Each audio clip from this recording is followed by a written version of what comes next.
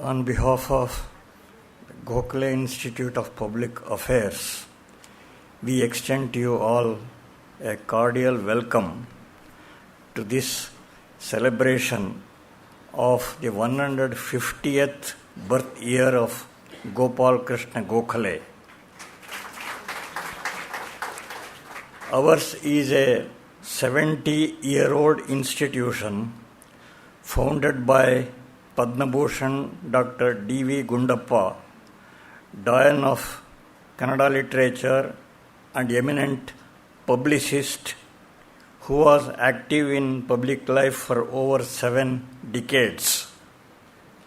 He also rendered service as municipal councillor, member of Senate and Executive Council of the Mysore University, and member of Legislative Council for long years.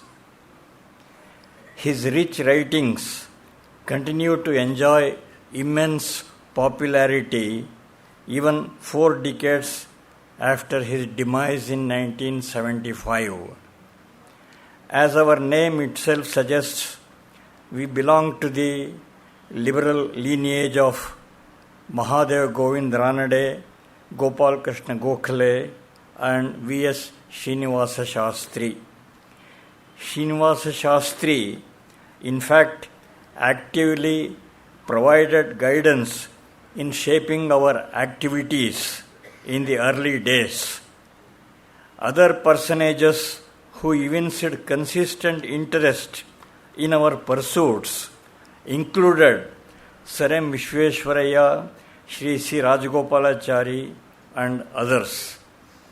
The late Sri Nittur Srinivasa Rao, Chief Justice and Central Vigilance Commissioner, headed this institute as secretary for many years.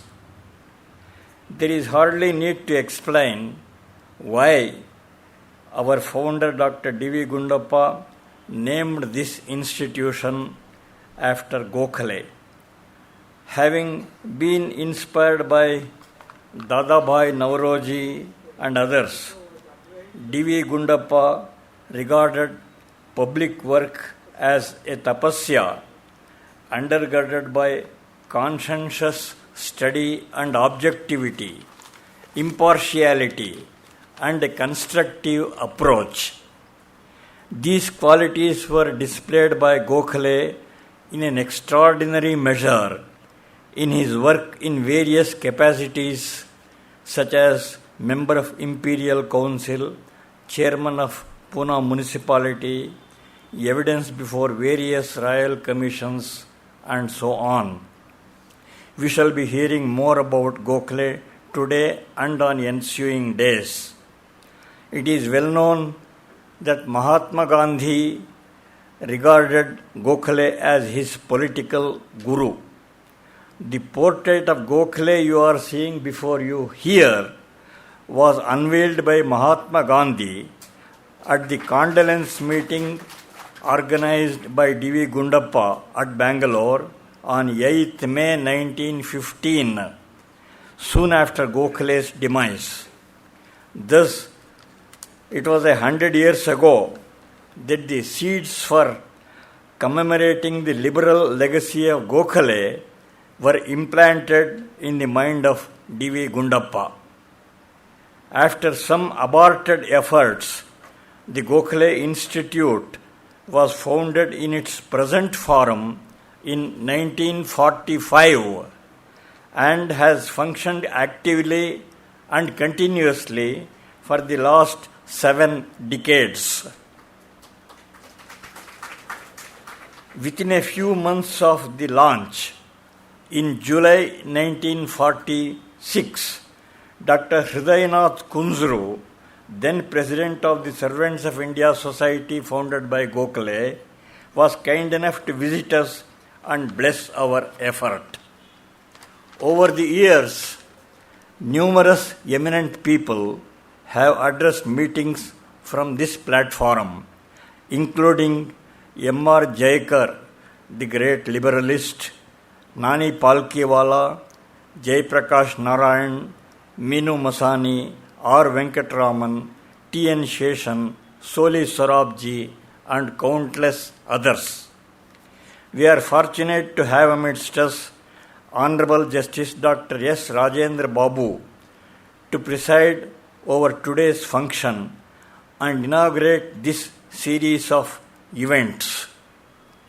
After an illustrious judicial career spanning 35 years, he was appointed a judge of Karnataka High Court in 1988.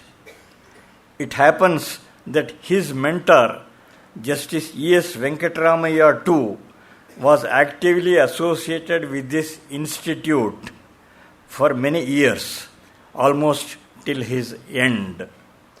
Dr. Rajendra Babu was elevated to the Supreme Court and occupied the high office of Honorable Chief Justice of the Supreme Court from 1997 to 2004.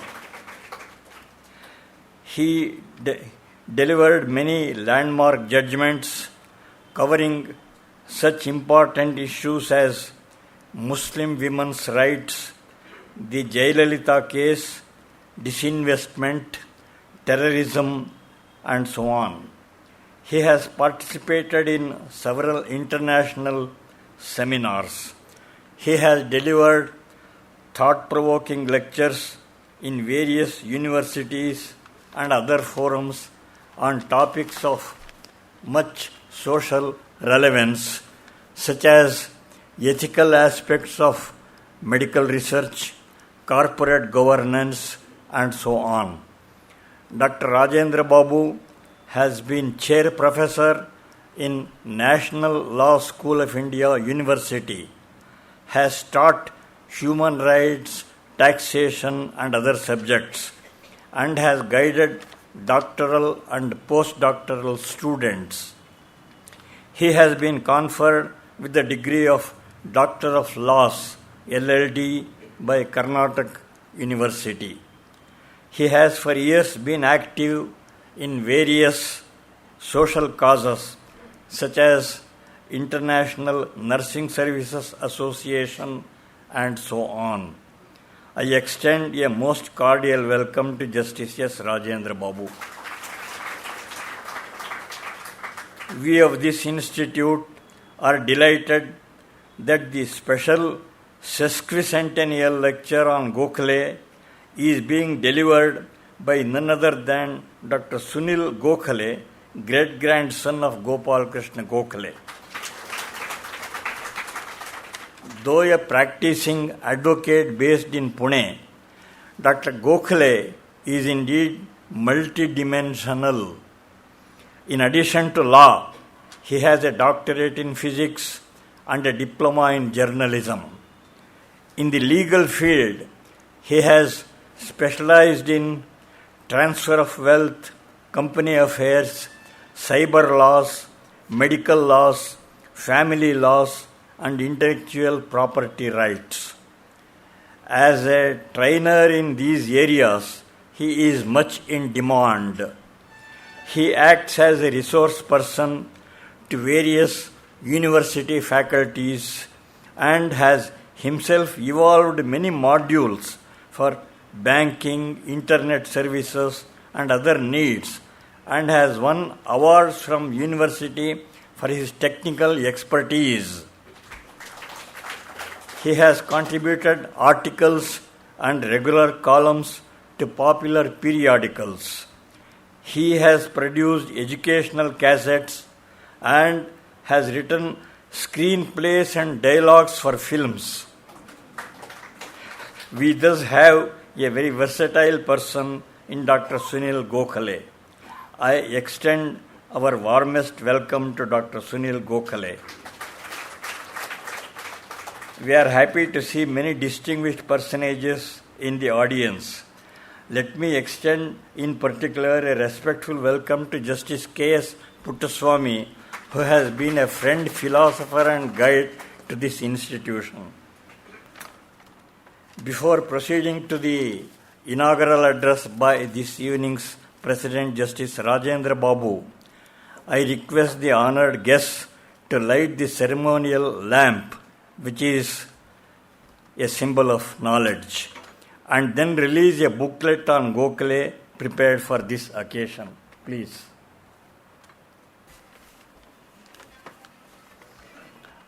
I now request Honorable Justice Rajendra Babu to deliver the inaugural President's address.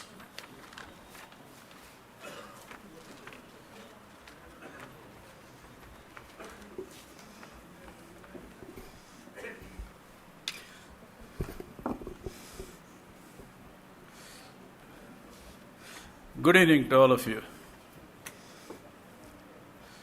Mr. Justice Puttaswamy, Mr. Ramswamy, Dr. Ramswamy, Dr. Sunil Gokhale, and friends. I have a great pleasure in participating in this program. In fact, I had been given a very long notice about this program. It was almost 6 months back. Justice Puttaswamy called on me and asked me to participate in this program. With great pleasure, I agreed, but I had some hesitation because there is a very long gap. We are all very old people. I'm more than 76. He is also almost 90 now. And I do not know how the nature would take care of these things. I was not very sure of it. But still, I accepted if everything goes well, I shall certainly participate in this program.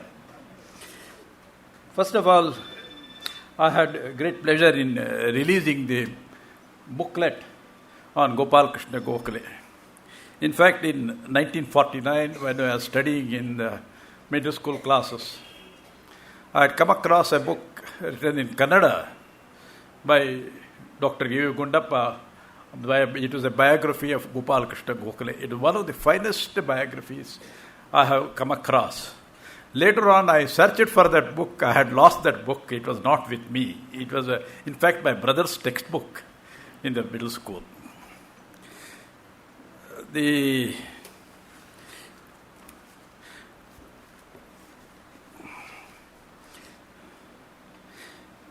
To mark the 150th birth anniversary and 50th death anniversary of one of India's great but less remembered sons, I am here. In the recent public approbations of other great Indians like Patel, Ambedkar, name of Gokhale is but faint and almost unheard. It is only institutions of this nature who remember him and recall his services and remember his thoughts. In fact, I am anxious to hear Dr. Sunil Gokhale as to what he would say on Gopal Krishna Gokhale, his great-grandfather.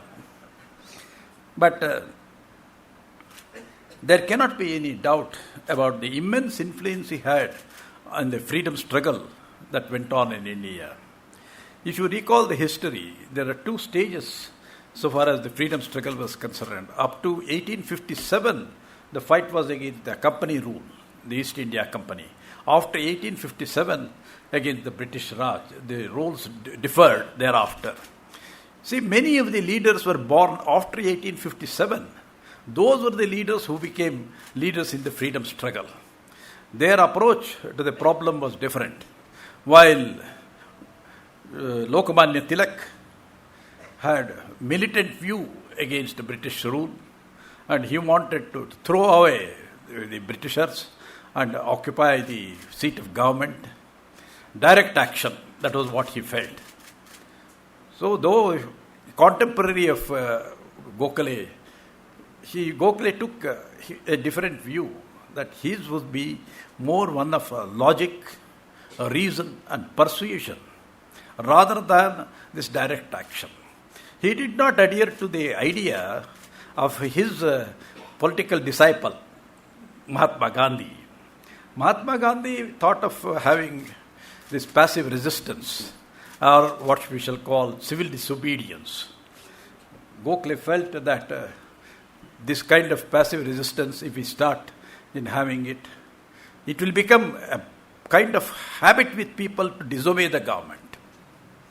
That should not happen. On the other hand, the resistance to government action is all right. You can say your opposition, but to disobey everything that the government wants to do and that an action is taken, then it may become a habit with the people to disobey the government and ignore the government or overrule the government or, get over with all that the government does. That cannot happen.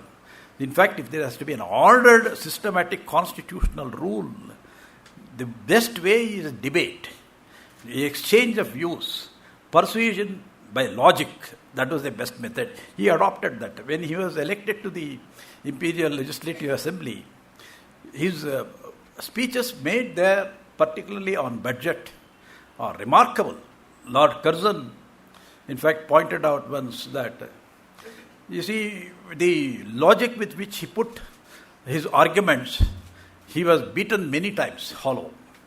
In fact, he was compared to Gladstone of British Parliament, the kind of orderly debates he used to engage in. Apart from all that, he felt that mere effect of patriotism or slogan of patriotism is not good. It is a very noble, ennobling idea, glorious idea of patriotism. But it should not end with an emotion.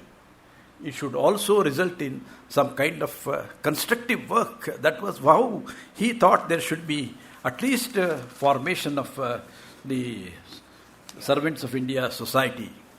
His thoughts were good government is dynamic and will have continuity in progression. That kind of a government we should have, we should support.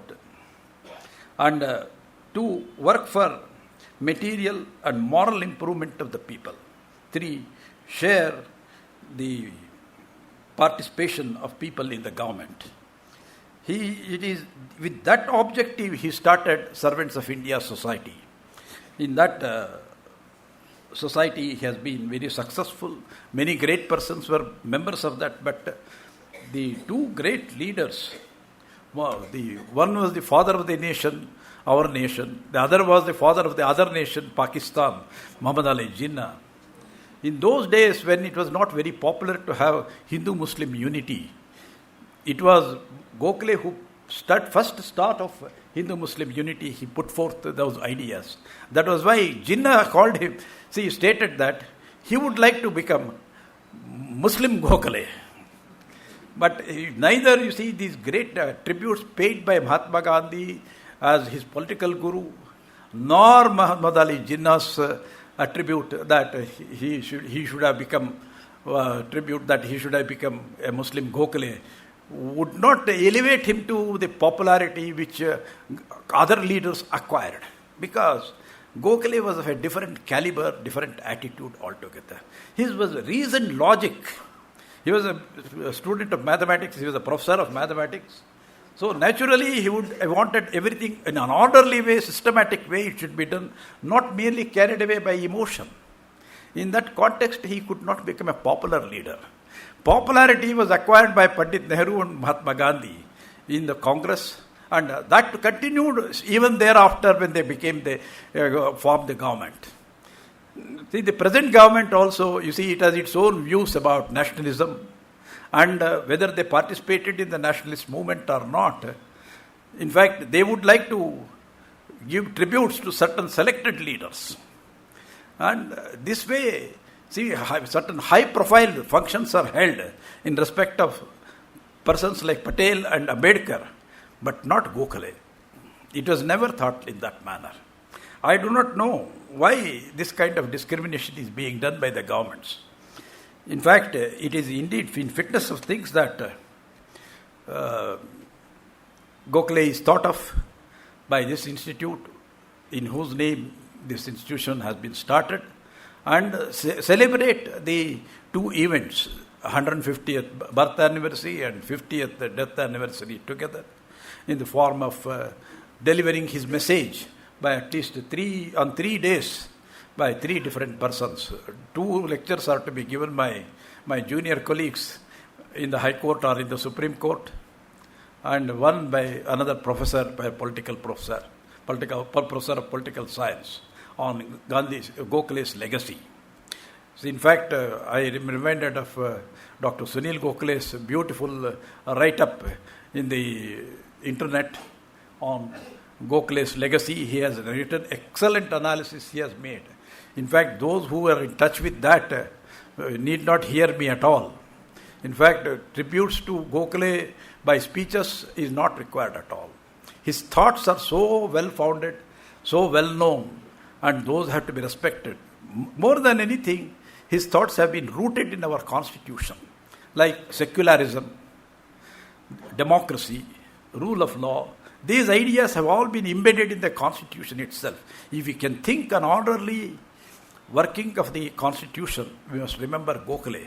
It was his contribution that has immensely been adopted by the constitution makers.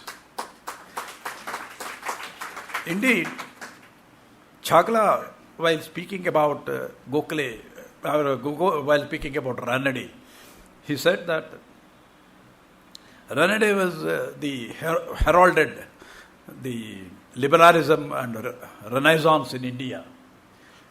And he was a great creator of human beings. His greatest creation was Gopal Krishna Gokhale. That was how Chagla described him. See, this is how events have developed. These were factors we must remember. His immense contribution through Mahatma Gandhi. Mahatma Gandhi, before he became a mass leader, he acknowledged that he is political guru. Thereafter, he never mentioned anything about Gokhale. At that time, he brought out an anthology on Gokhale in his Navajivan publications. But thereafter, he did not mention anything about Gokhale. Virtually, it looked as though they had forgotten him. But the unfortunate thing is this. Gokhale lived for a very short time, only about 50 years. He lived. He did not, the tragedy is that he was not able to see the attainment of independence. He would have been more fit after independence in India rather than in the freedom struggle. His contribution would have been much greater after attainment of independence in the administration of the state, guiding the rulers in the form in which they should rule. He could have guided.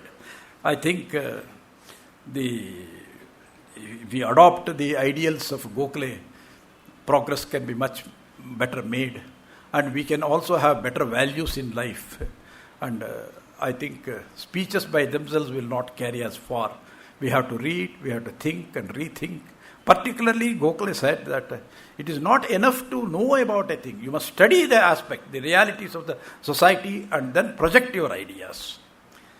That was why he was thinking of Servants of India Society. These ideas, many ideas I can project before you, but it is not appropriate. I'm going to be followed by a very learned man who is an advocate, he is a scientist, both. He is conducted research in semiconductors, but he is practicing as an advocate. That is a rare combination. Scientists becoming advocates in that manner. And he is present here in this occasion, and he is going to address you. And I am also keen to hear him. Probably he would make it a presentation where you see in a different form, and I will be very anxious to hear him. And with great pleasure, I have declared that I inaugurate the proceedings that are to go on in this institute for the next 3 days in the connection with Gokhale's birthday and death anniversary. Thank you very much. Obituary that Gokhale and me shared a relationship of 25 years. 25 years of relationship, and Gokhale's relationships were really meaningful relationships. They were not like these Facebook relationships where aaj aaya kal gaya, that kind of relationship. So I actually want to look at what Gokhale and Vishwesvaraya did together. It's something interesting. In fact, last time when I had come to Bangalore, I tried to look at, but I think more needs to be research on this relationship, that what brought out. But apart from this, Gokhale in his Pune municipality, he first time proposed a 3-tier democratic system. So from Gram Panchayat, today what we are actually professing today is nothing but what Gokhale had preached in 1902. That is, having a gram panchayat, having a state level, and have a center level democratic systems. And he didn't stop at this point. He ensured that such kind of elections, or what is the electioning process? Understand this, that in an era where we have the king who is being the successor becomes the next king. But what about a situation where the people have to elect someone? In 1909, when Gokhale became a member of the Decentralization Committee under the British Parliament, he vociferously said that such kind of three-tier system must be brought into this country. And so democracy, in fact, today we live in a world of democracy and we not even remember this great man who started the whole process of democracy. But I don't feel bad about this. I feel we live in the world of Gokhale, isn't it? So even if you don't remember him, it's a Gokhale's world that we are living in. Because democracy is something that he has brought. It's not just about bringing in values and virtues. It is practicing democracy. And when Gokhale then went to British Parliament, or whether it's the Bombay Legislative Council, or whether it's the Pune municipality, Gokhale always professed this idea that how people can be brought into this whole political circle. In fact, Gokhale's one of the interesting speeches is about student and politics, where he feels that every student must be aligned into the whole political framework. That politics is a part and parcel of our system. And don't we, when we say that X and Y chromosomes and X chromosome is nothing but political choice of my birth itself. So the politics starts from my birth. And if that is the situation, every decision that I take is as much political. You can't have a political class which is completely separate. But politics is part of us. And I think that needs to be taught in the process of democracy. We cannot shun politicians and say that this is politicians.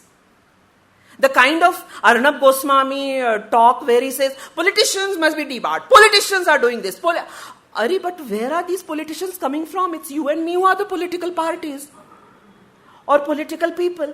You cannot shun political parties, you cannot shun politicians. Yeah, some problems and some values and some virtues and some moralities of a person might be wrong, they must be shunned. But not the politics in itself, because it's a question of making a choice.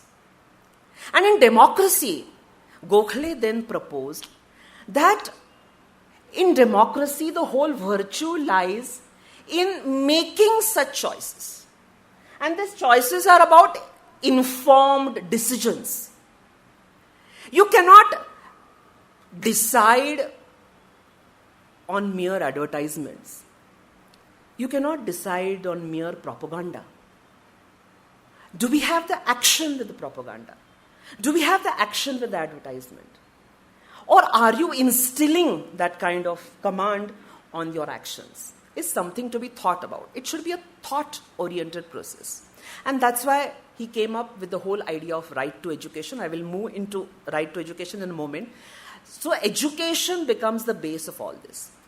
The second value, and it's still a part and parcel of our system, is secular. And in fact, in this recent election, 2014, when there was such a huge talk about and a concentration of secularism and what is secular and what is non-secular and who are the pseudo-seculars and what is secular, to be secular, etc. I just wondered where this word come from. And interestingly, it was Gokhale who has used this word called secular.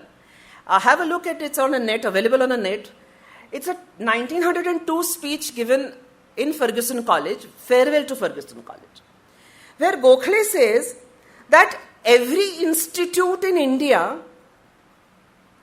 must teach, even if they don't teach anything else, maths, physics, etc., they must teach what is to become secular. And mind you, that it is not secularism. See, when we are talking about ism, it's automatically pros and cons. It's automatically being political. We are talking about being secular. And so, in fact, in 1901, Gokhale made a speech in London. It's also available on the net. Is United Race Congress. It's a similar speech that Vivekananda made in Chicago.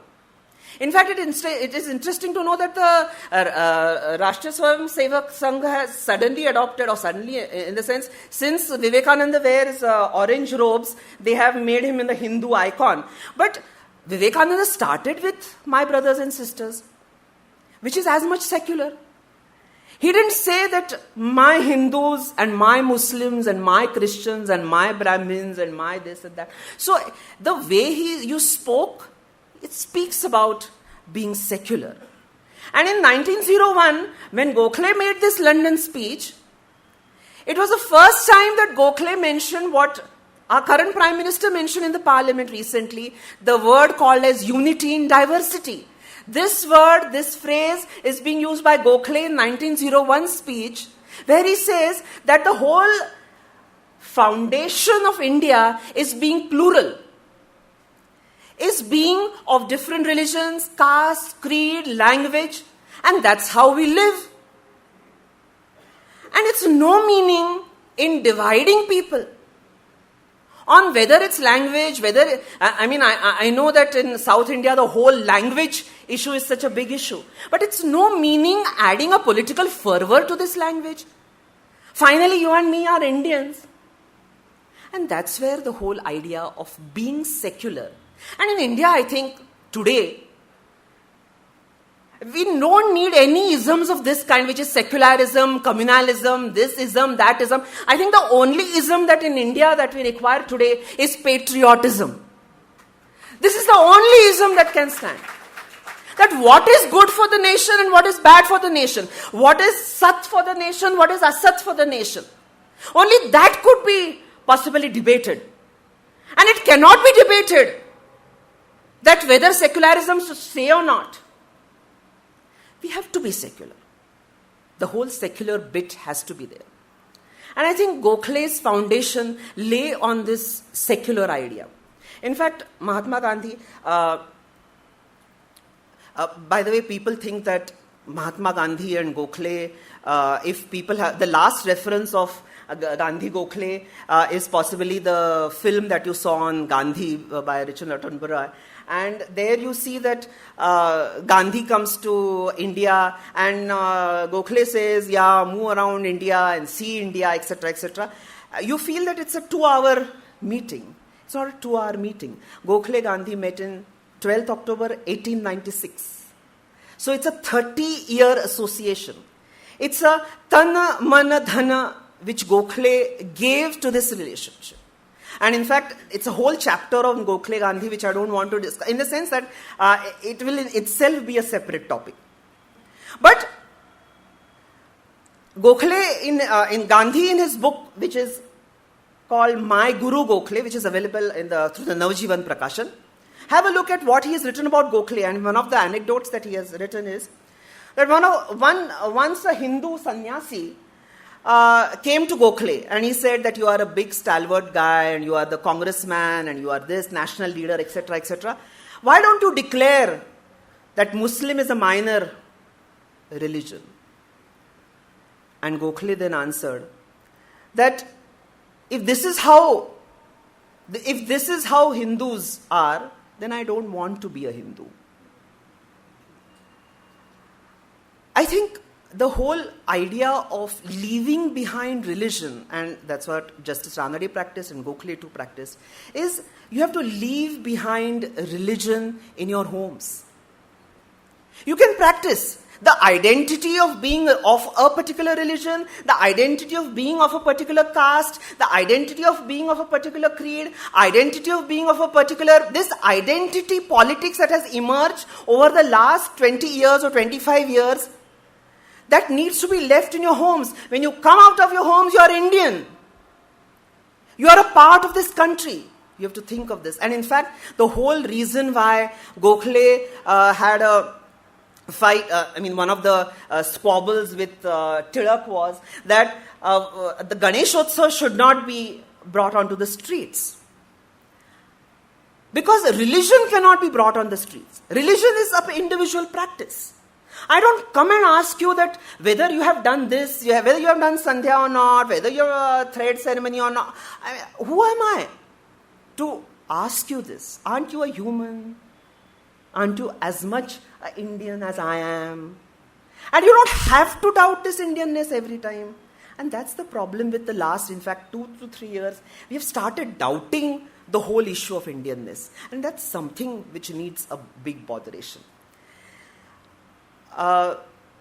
In February 1918 or 17, Mahatma Gandhi, while he toured a lot of places, there's an interesting speech, and you can read that speech in Collected Works of Gandhi. This speech, by the way, how history has its own interesting flavors. Gandhi wanted to build a Gokhale Smarak. And this speech is given, can you imagine this? I mean, when I read this, I wondered how could, after 100 years, such history could happen. This speech is given in Godhra. And the speech says that I want to build a Gokhale Smarak for communal harmony. I was bowled over by this because, see, the whole, today, Godhra is iconic to a variety of things. And especially the disharmony that it created. Who created is a completely different story. But there was a complete mismanagement of affairs.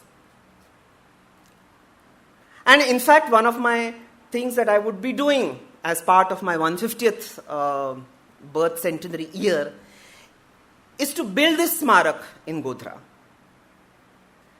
which Gandhiji had in mind. So let's see. I hope that, of course, Gokhale would give me that strength to do as I wanted to. But democracy, secular, are two important pillars on which this country works. In fact, Nehru is talked about as secularism, and he propagated secularism. He propagated secularism, but not secular. So we want a secular thought. Remove all shreds of pseudo-seculars and pseudos and this kind. We want a path that takes everyone along for the betterment of this country. Whoever is it. One of the important contributions, I think, Gokhale, and two important contributions. One is the whole idea of right to education. In 1911, Gokhale proposed this in the British Parliament. That right, of course, the right to education that has come today is in itself a havoc. But we don't want to talk about what this is. But what Gokhale proposed is this. And the whole proposal was for the fact that if democracy has to be imbibed, if people have to be thought-provoked, then education has a big role. And education, mind you, is not being literate. Unfortunately, today, people feel education is becoming literate. They know A, N, D is and, but do not know what is implementing and. That's the problem. Because our education, and one of the interesting things that we normally do is we blame on the education system. That the education system is bad. But the education system is not bad. We have to understand this is mass education. It is not, I am not being educated, that's my problem. It's not the problem of the system. The system has given you enough. The problem is with me because I want to blame everyone in this world for not being educated. But not me. Start blaming yourself. And as Gokhale would have liked, it would be turning into a spiritual, politically spiritual life that you would slowly move into. Blame yourself for what you have been doing. Because the whole process of intellectual is out. Education is to become intellectual. And in fact, Gokhale, when he proposed the right to education, that is in 1910 or 11, in his introduction, Gokhale says that why am I proposing the right to education is because I feel that there is, over the years, there has been an intellectual degradation. That is in 1910 when we have the likes of Justice Ranade and the others. He felt then, 100 years have passed and elapsed. It's completely degraded then. And I think that's where we are living. That the education system the system is not terribly bad. People have turned terribly bad. Look at the celebrities today. They come up and say, how I spent time outside school, how I bunked college classes, how I taught the teacher a lesson. Where is the education in all this? And if these are the kind of idols that we are propagating, people feel, अरे 12th pass है, अच्छा career बना रहा है, क्यों पढ़ना है? That completely negates the whole idea. In fact, sometimes I feel that I have to be an advocate of education. To let you know, please educate yourself. It's difficult. And I think that difficulty Gokhale envisaged in his speech there. In his opening lines of Right to Education, Gokhale said that apart from the Anna Vastra Nivara, the fourth thing is education. But where is it now? And wherever I go, I really feel so bad and terrible, especially in educational institutes. When people ask me, why should you learn? Why should you learn history? Especially, why should you learn geography? Only maths and science are fine because they give me money. Why to learn languages? It's not required. Is it important to learn English, Marathi, Hindi, which is taught in Maharashtra? In Maharashtra, the system is that the best of 5 doesn't contain languages. But languages are the basis. Science is a language. Science is English in some other form. In fact, Gokhale came from a very modest background. Such a modest background, in fact, we had been to his hometown, that is birthplace, Tamanmala, which is a very small, even today, only one state transport bus goes there. Even today, we are talking about 2016. It's such a small town, a village, where there is no clue of English, where there cannot be a clue of English. But Gokhale learned chaste English. It's through his own efforts. He didn't blame the education system and said, "Arey, kya education system hai ye? That doesn't teach me English." And the reason for doing or speaking English was that if I want to fight for a cause, especially freedom struggle, and I want to fight against the British, then I should know the language because I should be able to speak in their language and address them in their language. In fact, you will see that when Gokhale died, British dailies wrote that if a British has to learn how English has to be spoken, they must read Gokhale. That's the kind of command we are talking. So a modest guy who comes, who speaks, who has learned Marathi schooling, through his efforts learns English. In 1910, there was a survey done by one of the British dailies, that who are the best 3 English-speaking people in the world. The first 2 were British, obviously, because they were native English speakers, but the third was Gokhale. I think this is what the education must... It must bring you the urge and excitement to know. to learn and unlearn and to speak. And in fact, this is about English. Gokhale knew Marathi, Gokhale knew Hindi, Gokhale knew Gujarati. When Sarla Ray, one of his another disciples from Calcutta, who is Satyajit Ray's grandmother, Sarla Ray on bet said that you must learn Bengali in 3 months, and Gokhale learnt Bengali in 3 months. Because if I have to speak with the people their language, empathize and sympathize with them, you'll have to move across and cross those miles and break those barriers which we have built as part of our own isms. And education will do. In fact, recently when I had gone for one of the seminars, the social scientist was continuously and vehemently speaking that empowerment of women must happen, empowerment of the Dalit must happen, empowerment of this must happen, there must be empowerment programs. I said, isn't education enough an empowerment? It is enough an empowerment.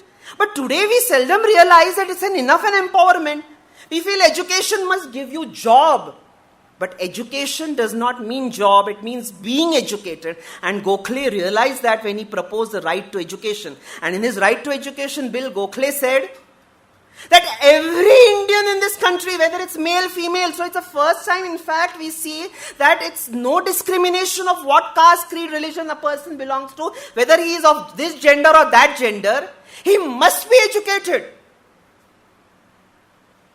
And in the parliament, Gokhale was excellent in his speeches, no doubt about it. Unfortunately, of course, this bill was not passed. And it's because of the Indians. The Indians said no. The British were fine with it. But the Indian system didn't want people, maybe, then. But of course, when this right to education bill was proposed in the parliament session, Dr. Manmohan Singh, the then Prime Minister, said that this is because of the great son of India, etc., because we're proposing this. But maybe it has proposed in that, but the whole spirit of right to education is somewhat a vague thing. The other interesting thing that Gokhale did, and I think that it still cannot be irrelevant at all in today's context, and which helped Gandhiji in a big way. In fact, people feel that the South African struggle was won by Gandhiji. But one of the biggest contribution is Gokhale. And this is not me who is saying it. Read Gandhi. Gandhi has written a book on my struggles in South Africa, where he has the entire chapters on Gokhale. I'll talk about one of the bills in the parliament. Gokhale, by the way, was a parliamentarian to the core. And this is about indentured labor.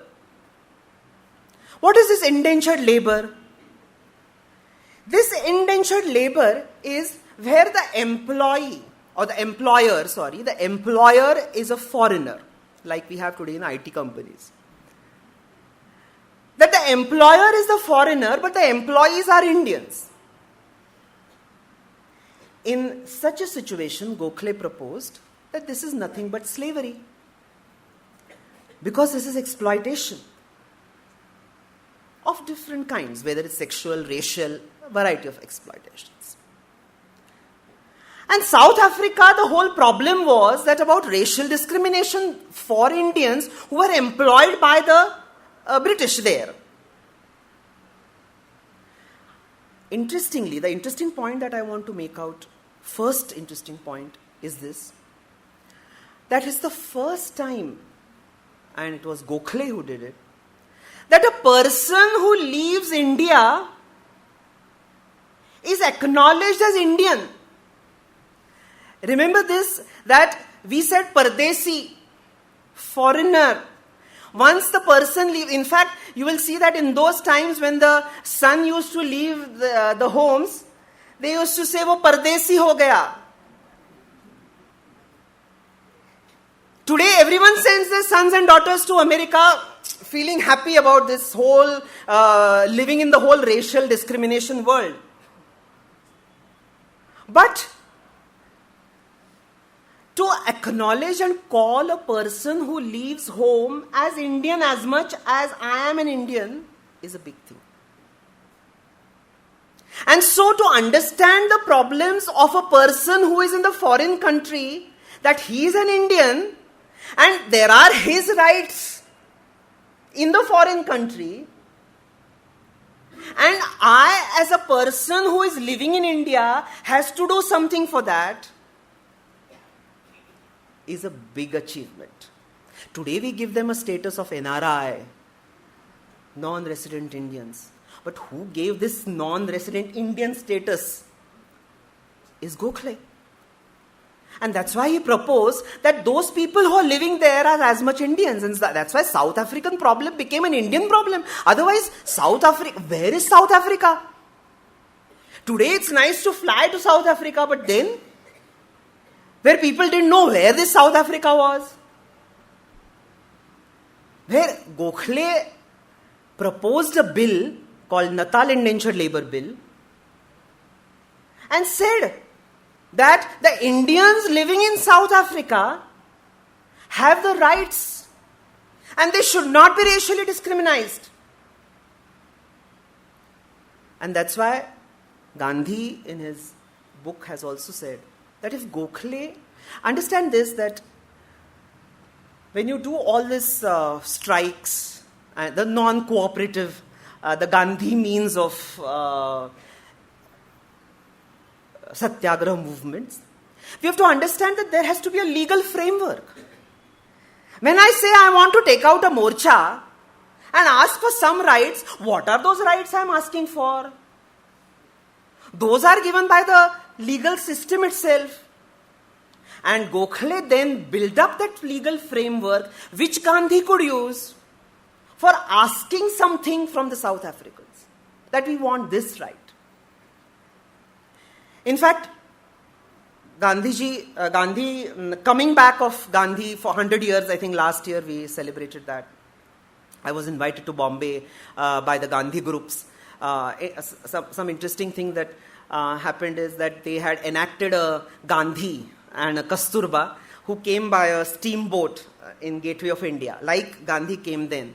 And I was called to invite them, like Gokhale did in his own times, when he welcomed Gandhi back to India. So some interesting moment I had at that point of time. But Indentured Labour Bill brought Gokhale went international with this. In fact, I have several letters from Malaysia, Singapore, several countries where today it is easy to go. Where today it is saying it's nice to have emails and things written. But where you have letters only as means of communication, how did the word of Gokhale spread? I was talking about this 150th, 100. That was this Pravasi Bharatiya Divas. Pravasi Bharatiya Divas celebrated this 100 years.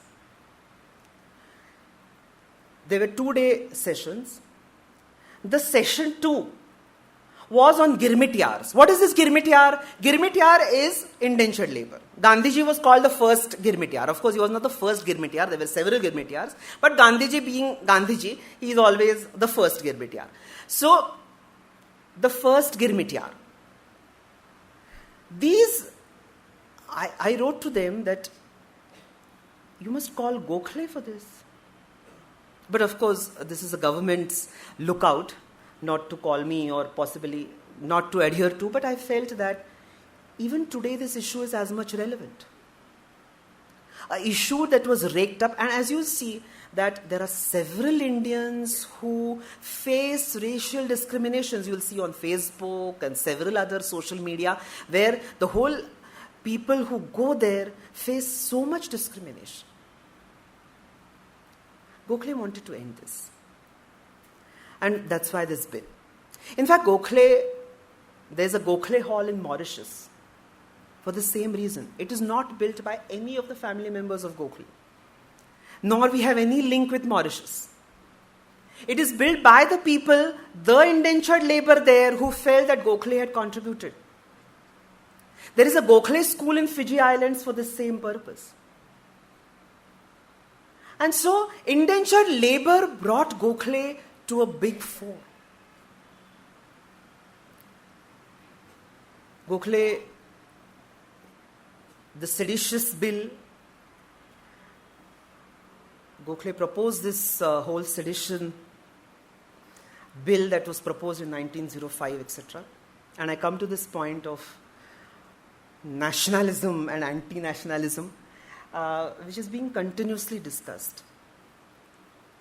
And I think Gokhale will never become relevant when we talk about the whole spirit of nation. The idea of nation, by the way, is so yesterday's idea. Because we come from a princely state kind of attitude. And still, wherever there is a princely state, we still feel, ye to princely state hai. I mean, this is the king. Like in Maharashtra, we have the Shahu Maharaj, we still say, oh, Shahu Maharaj. So he's like, he is a democratically elected man, but we still feel. In fact, in democracy today, we call this as Modi Sarkar. Okay? And it's interesting to know that and people have started feeling that he's a Raja. He's no Raja. He's a democratically elected. I mean, Modi happens to be one of the persons, any prime minister for that matter, who is elected. We cannot say it's Manmohan Sarkar. It is people's Sarkar. Sarkar is people's Sarkar. So, democracy, now this princely state idea, so the nationhood is a relatively new idea. The whole spirit of nationhood is also a relatively new idea.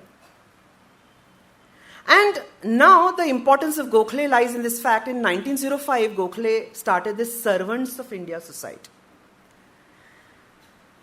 Bharat Sevak. To create Sevaks for the country. And in his speech, he said that we create national missionaries. In fact, I was interacting with Ramchandra Guha, and he said that one of the most interesting ideas of Servants of India is the whole idea of national missionary.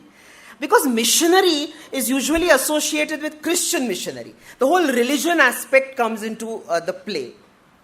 But there is no religion associated with this. The only religion, as we could say, is a nation as a religion. And Gokhale played a big role in then formulating what is nation and nationhood. In fact, one of the most interesting examples that can happen, and in fact it's against, it goes beyond what Gandhi could have done, is in 1905 Lord Curzon announced the partition of Bengal. And in 1905, by the way, is Gokhale's turning, there are several things happening in 1905 for Gokhale. One of the things is this. 1905, Gokhale became the president of the Congress, Banaras Congress, at the age of 39. Possibly the youngest president of the Congress party. Means even if Rajiv Gandhi was 42 when he became the president, and if Rahul becomes, I think he's already crossed 42. He's no longer, he will not be the youngest. So at the age of 39, he became the youngest president. In this, and before that, Gokhale toured England. You can see some of these speeches on the net. Is in England, Gokhale gave 50 speeches in 45 days against the British regime for putting this partition of Bengal, for enforcing this, for imposing this partition of Bengal. And his speeches, I mean, we call Gokhale a moderate Gokhale, but he is no moderate at all. In fact, Gokhale is so extreme in that situation because it was something that happened, a murder of the nation, he felt. And how can this country be divided? Whether it's East Bengal or West Bengal, how can this country be divided by the British regime? Whether it's on basis of whatever, religion or caste or whatever is the case. Gokhale spoke with such passion, and I think Gokhale always spoke with that passion. But remember that such fearless he was that he went into the tiger's den and slashed the tiger. If you look at the way he has spoken about Lord Curzon in England, I mean, hats off to him. How can he do it? And not being arrested. But he did it. And in fact, in 1905, then when he became the president of the Congress party, one of the whole proposals was, how do you break this? How do you bring back that East Bengal? And Gokhale, through his efforts from 1905 to 1911, brought back this East Bengal back into India. That's the interesting point of Gokhale. That he works through the turmoils. He works through the different pros and cons and weighs things, assesses things, and then takes a step forward. In fact, the first biography of Gokhale after the death of Gokhale is not written in Marathi. It's not written in English. It's written in Assami. It's written in Assami because Assamis felt that Gokhale had a big contribution in solving the partition of Bengal.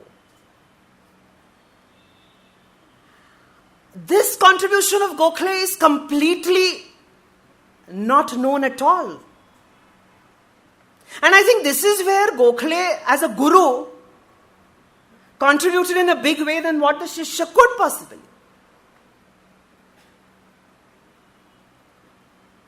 What could be then anti-national? I always wonder. And we have the whole Kanhaiya Kumars to Smriti Irani and the whole bunch of lords from Rahul Gandhi to Yogi Adityanath talking about what is anti-national, what is anti-national. I think it's such a stupendous... this debate is of no value at all. We have to think about what is what is nation, what is nationalism, what is national spirit, than what is not nationalism. We have to think that this country has to progress, or don't we think about that? And making a hero out of people like these is what strategy? And what is it going to pave way for? I fear that this divisiveness of whether it's this government or the people in itself who want to divide, the partition has brought into more divisive forces possibly. But it must stop. I think we have to think, which is not happening. And possibly that's where the problem lies.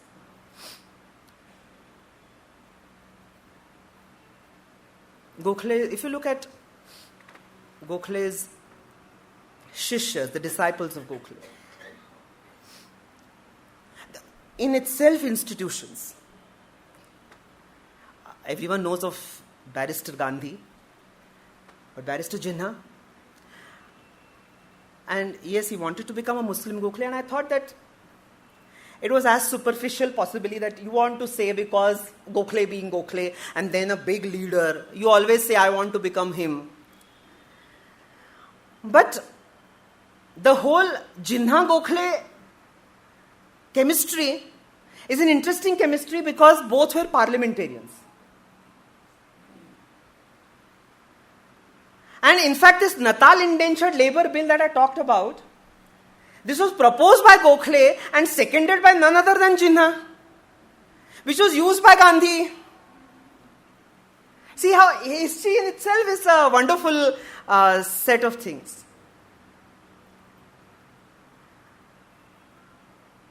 Barrister Jinnah, in fact, I just saw a lot of sites of .pk sites, that is Pakistan sites.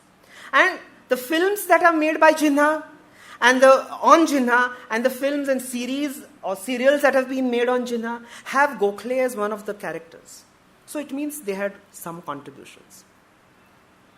Of course, I'm looking at for more on Jinnah-Gokhale relationship. I'm writing a book on Gokhale Gandhi because it's one of those chapters where people feel that it's just a one-liner relationship. And it's nice to say that Gopal Krishna Gokhale was the political guru of Mahatma Gandhi, full stop. Nothing transpired after that or before that. It's a huge history. It's a huge history, which people have completely forgotten. The whole, as I said, the whole philosophy of Gandhi lies on Gokhale.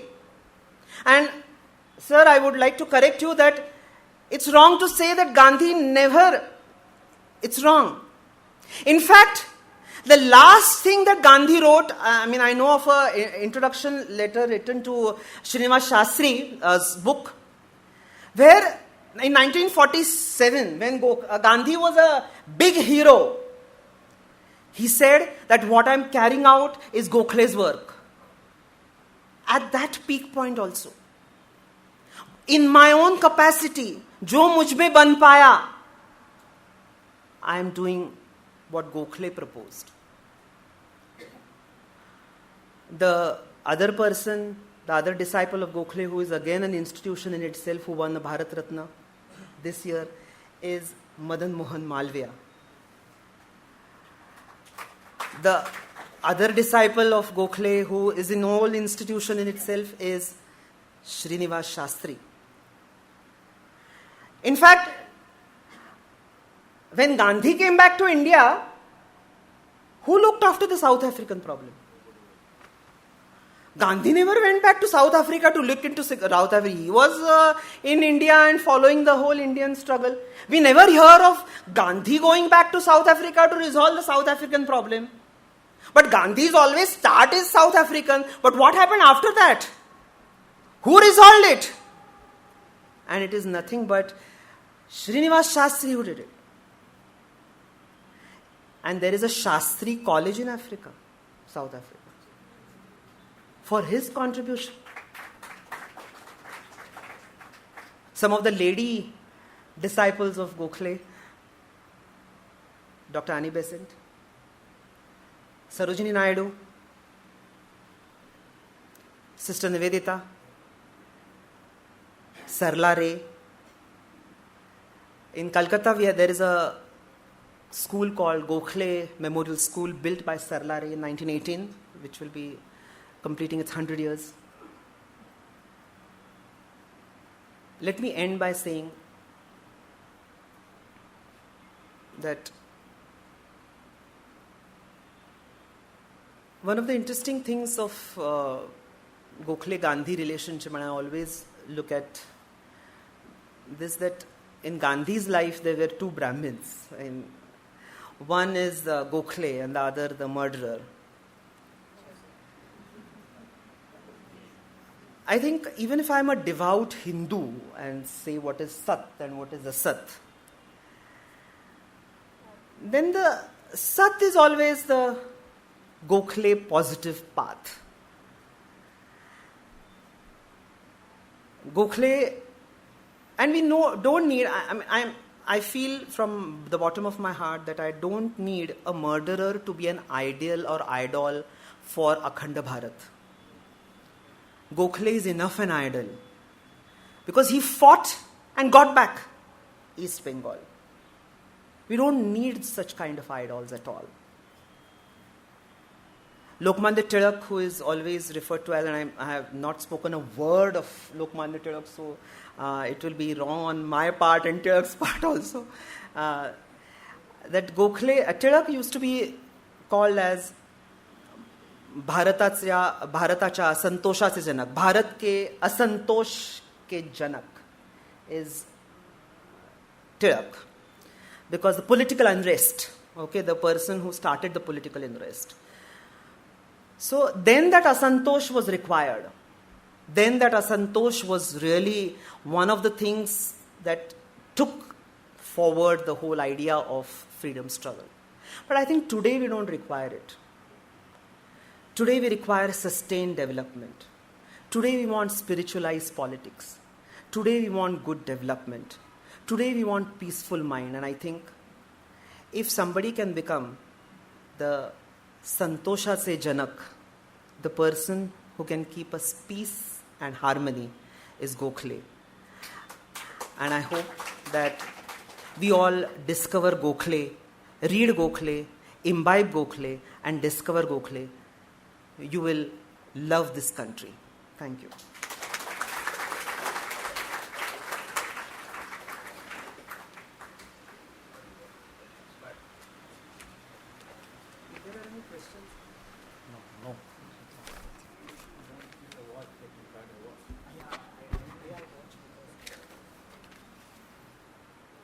Friends, we are deeply touched by Justice Rajendra Babu's remark that Gokhale would be more relevant after independence than before. Dr. Sunil Gokhale has taken us back to early 20th century and the warm relationship between Sir M. Vishweshwaraya and Gokhale. Sunilji explained how the seminal ideas of Gokhale have dovetailed into the current constitution and polity. In that background, it is ironical that Gokhale is rarely remembered in the mainstream literature. But ideas are eternal and have a life of their own. Sunilji draw attention to Gokhale's deeply held views on secularism, social harmony, and other such germane topics. It is significant that Gokhale insisted on universal education because there had been intellectual degeneration. Sunilji eloquently explained the continued relevance of the positive approach to education that Gokhale advocated. It may be an eye-opener to many that the South African struggle was in the main articulated by Gokhale and later by Right Honorable V.S. Srinivasa Shastri. Thus there are many interesting angles to the Gokhale legacy. I am sure we will be hearing more about Gokhale's relevance in the next 3 days. Please note the change in the earlier printed program. Tomorrow the lecture will be by Justice M.F. Saldana. The subject will be Gokhale's principles, how relevant in today's public life. We are deeply beholden to Honorable Justice Rajendra Babu and to Dr. Sunil Gokhale for their highly illuminating presentations. I request Justice K.S. Puttaswamy to kindly come on to the stage and honor the distinguished speakers.